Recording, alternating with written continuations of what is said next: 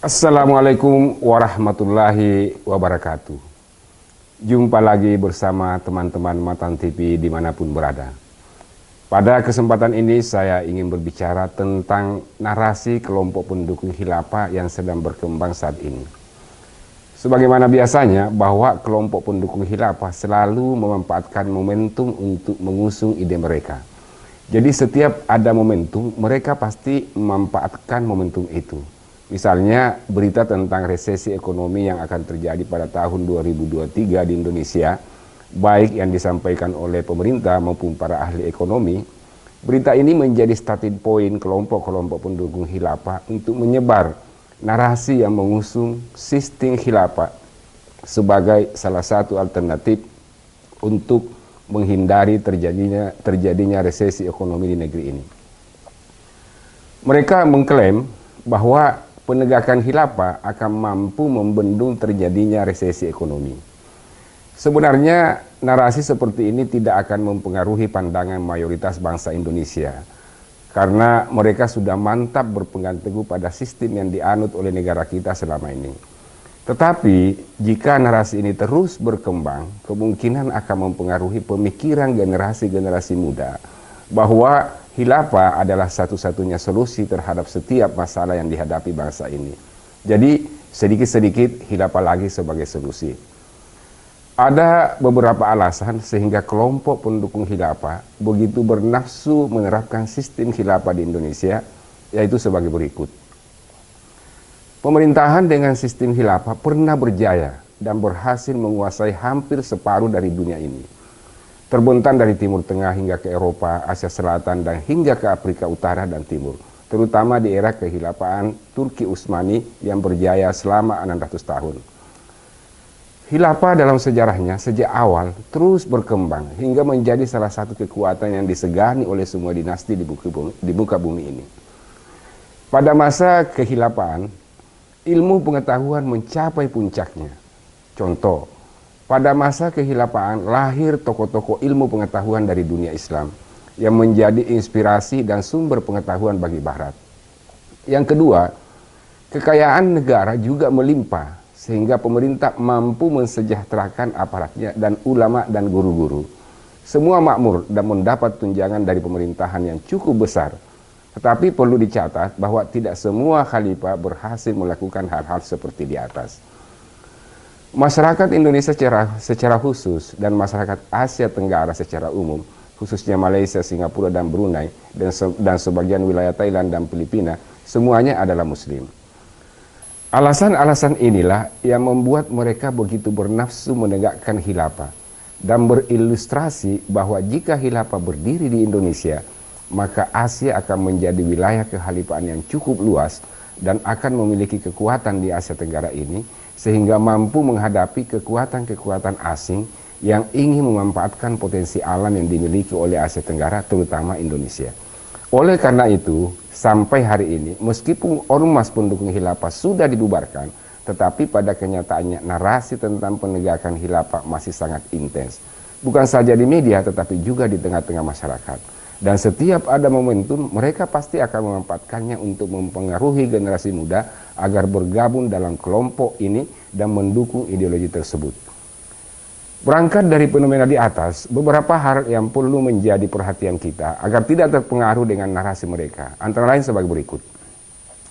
Ada perbedaan mendasar antara resesi ekonomi dengan krisis ekonomi.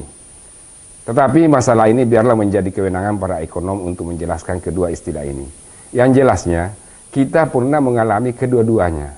Kita pernah mengalami krisis ekonomi di tahun 1998 dan juga pernah mengalami resesi ekonomi di tahun 2021. Tetapi dalam kenyataannya, Indonesia dengan sistem yang ada masih tetap survive, bahkan mampu mengatasi kedua masalah tersebut.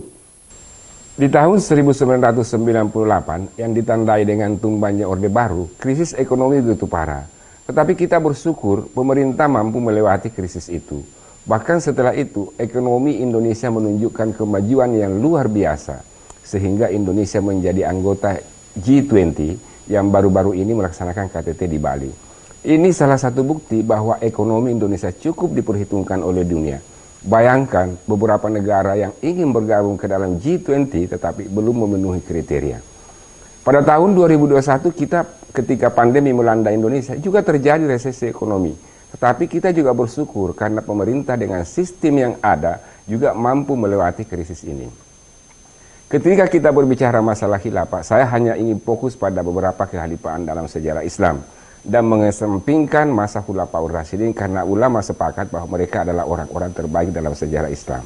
Bahkan mereka termasuk dijamin masuk surga. Meskipun dalam sejarah Khulafaur Rasyidin juga syarat dengan permasalahan yang muncul pada saat itu sehingga mengakibatkan perang saudara dalam Islam. Nah, karena itu cukup fokus pada kekhilafan setelah Khulafaur Rasyidin.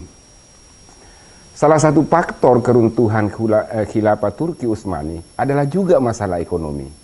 Ketidakmampuan para petinggi kekhalifahan mengontrol wilayah yang dikuasai, terutama pengelolaan lahan-lahan pertanian di daerah yang dikuasai, mendorong para pelaku pertanian harus meminjam dana dari negara-negara barat untuk membiayai pertanian mereka, seperti pengadaan alat-alat produksi untuk melangsungkan pekerjaan mereka. Proses interaksi ini secara tidak langsung menciptakan ketergantungan para petani-petani di daerah yang dikuasai oleh Turki Utsmani lebih berpihak ke barat. Karena selain mereka mendapatkan dana operasional pertanian, mereka juga menemukan peluang pasar di Eropa yang lebih menguntungkan. Sementara para khalifah hanya asik di dalam istana mereka, menikmati kekayaan yang diperoleh tanpa memikirkan nasib rakyatnya di daerah. Akibatnya mereka berontak dan menuntut kebebasan dari kekhilafaan. Ini adalah fakta sejarah yang tidak bisa dipungkiri bahwa betapa sistem pemerintahan global seperti khilafah yang pernah dijalankan oleh umat Islam tidak mampu menjamin kesejahteraan seluruh rakyatnya. Di era modern ini ada beberapa negara yang secara tegas pernah mendeklarasikan penerapan syariat Islam di negaranya. Tetapi dalam kenyataannya juga menghadapi masalah ekonomi. Di Afrika misalnya, ada satu negara yang beberapa tahun lalu secara tegas menerapkan syariat Islam. Tetapi dalam perjalanannya mereka juga bubar karena masalah ekonomi. Masalah utama yang dihadapi adalah kerjasama ekonomi dengan dunia luar yang harus dilakukan untuk menjamin kesehatan perpakan. Tetapi itu sulit karena beberapa negara tidak ingin bekerja sama dengan negara itu karena sistem keuangannya berbeda dengan sistem keuangan yang diterapkan oleh dunia. Akibatnya mereka terpuruk secara ekonomi. Masyarakat mereka banyak menjadi imigran kemana-mana dan mencari pekerjaan di luar negeri karena pengelolaan kekayaan negara yang dikuasai oleh kelompok tertentu. Akibatnya masyarakat juga memberontak. Di Indonesia kita tidak secara tegas mendeklarasikan penegakan syariat Islam.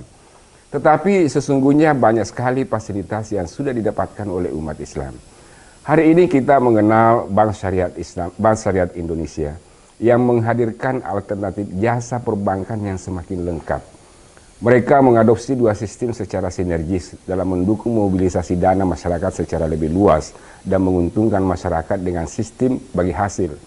Mengedepankan aspek keadilan dalam bertransaksi dan berinvestasi yang beretika. Bank ini pun mendapat respon positif dari berbagai lapisan masyarakat. Nah, kalau situasinya sudah begini, untuk apalagi mengusung sistem khilafah sebagaimana yang dilakukan oleh kelompok-kelompok pendukung khilafah yang jika ditanya mengenai sistem keuangan dan ekonomi yang akan diterapkan, pasti tidak bisa menjelaskan secara rinci dan aktual. Demikian, semoga bermanfaat bagi kita semuanya, terutama bagi agama, masyarakat, dan negara yang kita cintai. Wassalamualaikum warahmatullahi wabarakatuh.